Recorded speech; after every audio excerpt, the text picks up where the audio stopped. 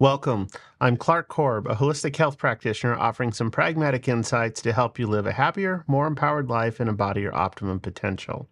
Today, I will be exploring the rich and ubiquitous nature of what it means to be in service. In preparing this for today, I was thinking about all of the different ways that we use the word service or being of service, and just looking up in the dictionary to see how many definitions there are, I found 24 different definitions for just the noun form alone. For all practical purposes, I'm going to stick with the useful operating definition that, at least from an interpersonal perspective, that being of service is to provide a helpful act. Now, we're all engaged in being of service, whether we recognize it or not, even in our professions. If we're employees, regardless of the industry that we're in, we serve our employer with our time, our talent, and our abilities. And if we're a business owner, then we serve our customers and clients. Interpersonally, if we have a spouse or a romantic partner, we serve our significant other with time, with attention, affection, acts of service, which is one of the love languages that people often talk about. Certainly, as friends or family members, we serve one another by providing emotional support, mentorship, love, sometimes even more direct financial or logistic support. And this is certainly true in the case of parents raising their children or when you're providing elder care, for example.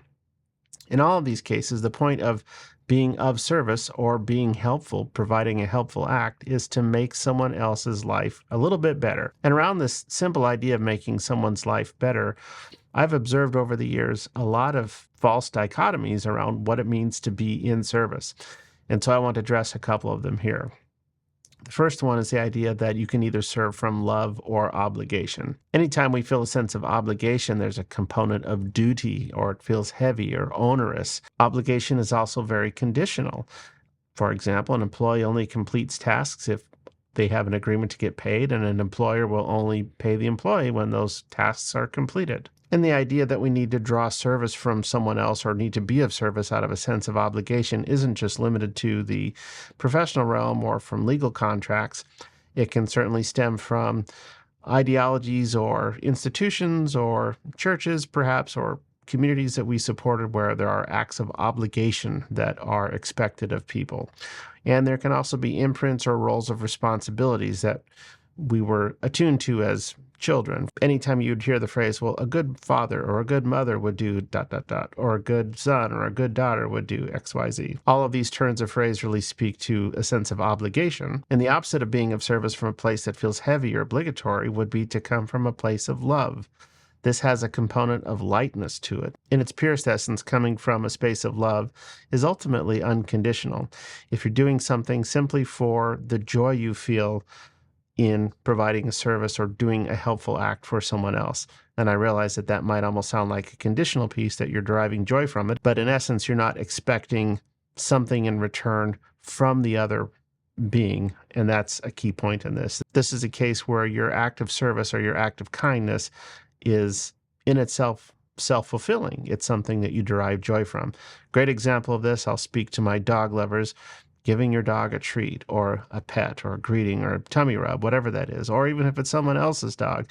I always like to ask for permission first, of course, but those of us who love dogs want to typically pet or, give some affection to another dog, just because there's something innate about giving love to a dog in that sense is unconditionally fulfilling. It's its own reward to be kind to a dog. And for those of us who love dogs, we typically feel that joy that the dog is receiving from that affection or from that treat.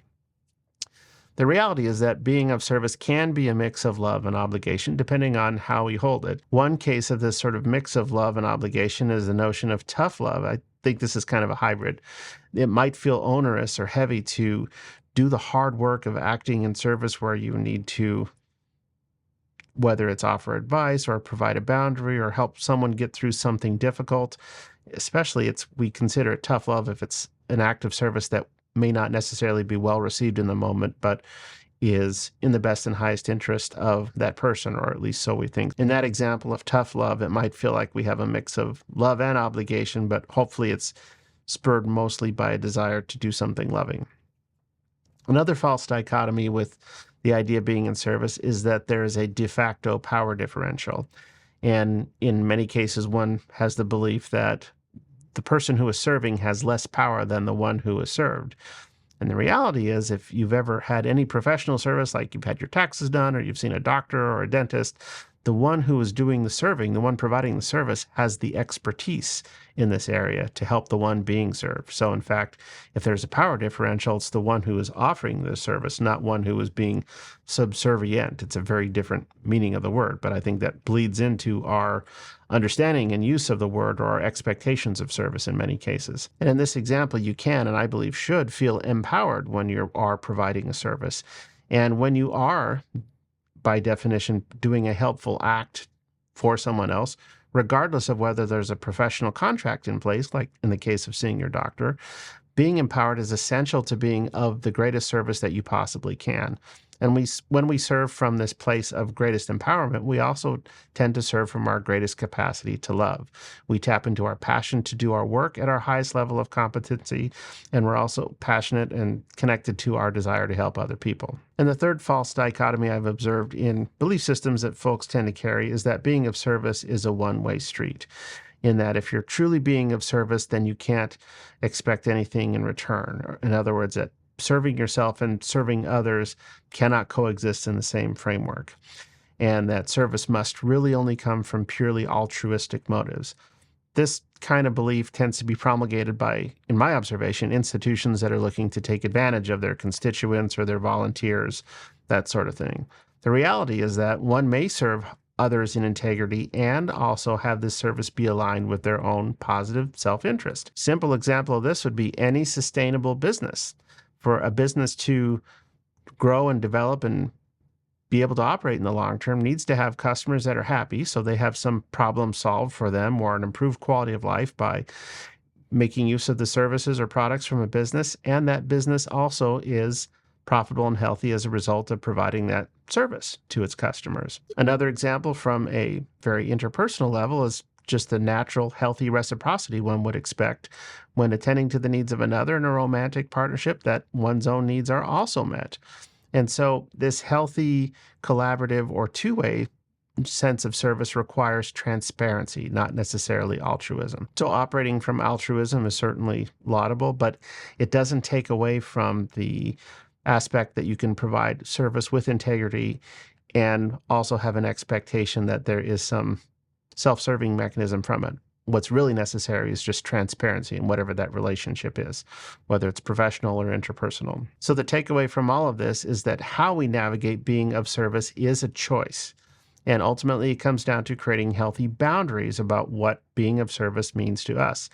I did a video a while back on managing healthy boundaries. If you're looking at setting or maintaining those for yourself, I'll put a link to that in the description below. And in this regard, we're choosing whether we tend to hold an energy more of love or obligation in our act of service. And this decision to come from more love and less obligation is independent of whether there's actually a contractual obligation in place. In other words, whether it's a professional environment or something where we feel obliged in a personal realm to serve, we choose whether we're moving the slider more toward a feeling of love versus obligation. We very much have control over how we're focusing on energy. It's a conscious decision of whether we are viewing our participation in being of service as being helpful to a person or to a cause, or whether it's something we're obligated to do. And in fact, if we are more oriented towards coming from a place of love, it absolutely improves the quality of life for both the giver of the service and the receiver of the service, and usually the quality of the service we're providing. Now, it's true that we may have a sense of obligation or actual contractual obligation in ways that we're serving others or a business, for example, but we can very much choose each day in the moment whether we're emphasizing that weight of obligation or an alignment with our love and our desire to serve whomever or whatever, in whatever capacity that we're serving. We also choose whether we're serving from a place of empowerment or not. And pro tip here, if we feel any emotions like we are less than in our service, or we're not worthy, or we're hyper deferential, in other words, always neglecting our own needs, for example, for the sake of others, or feeling resentful, or feeling a lack of personal agency or choice, then we're not serving from our highest level of power or love, for that matter, but rather one of obligation and lack. And along this lines, I did a video on reclaiming your power a while back. I'll put a link to that in the description below if any of that sounds familiar to you. So ultimately, we can and do every day choose whether we're serving from a place of power or not. And that goes a long way towards feeling like whether we're aligned in our service. And those two really go hand in hand. If we're coming from a place of feeling empowered when we serve, it's very likely that we're feeling that our service is coming from a place of love as opposed to obligation. So the last aspect to consider here is that being of service is ultimately a relational activity, and all relationships are two-way in nature. We choose whom or what we serve, whether it's person to an employer, a person to an organization, a person to a cause or an ideology. We choose friends, partners, employers, customers. All of these are choices of individuals or organizations or ideologies that we are choosing to serve. And an important question to ask is ultimately, is our choice serving us in return? So I don't mean by this a quid pro quo or a tit for tat kind of service. It does mean that is our choice to serve in this regard something that is aligned with our heart's desire? Does it feel good? Does it feel healthy? So my recommendation from all of this is to examine what areas of life are you in service to others. Also, in each of these roles, are you tending to hold more of an energy toward obligation of love in this service? Do you tend to feel empowered or disempowered when you are in service? And ultimately, are you served by the way you're being in service? And this is in the way that I just mentioned, not in a tit-for-tat sense, but in the sense that it feeds your heart and soul. Let me know in the comments below. And if you know of anyone who may benefit from what I've shared here, please forward this video to them. And I would most certainly appreciate you giving the video a like and subscribing to the channel if you haven't done so already. It's free, it only takes a moment, and it really helps support the growth of the channel. Thank you for tuning in.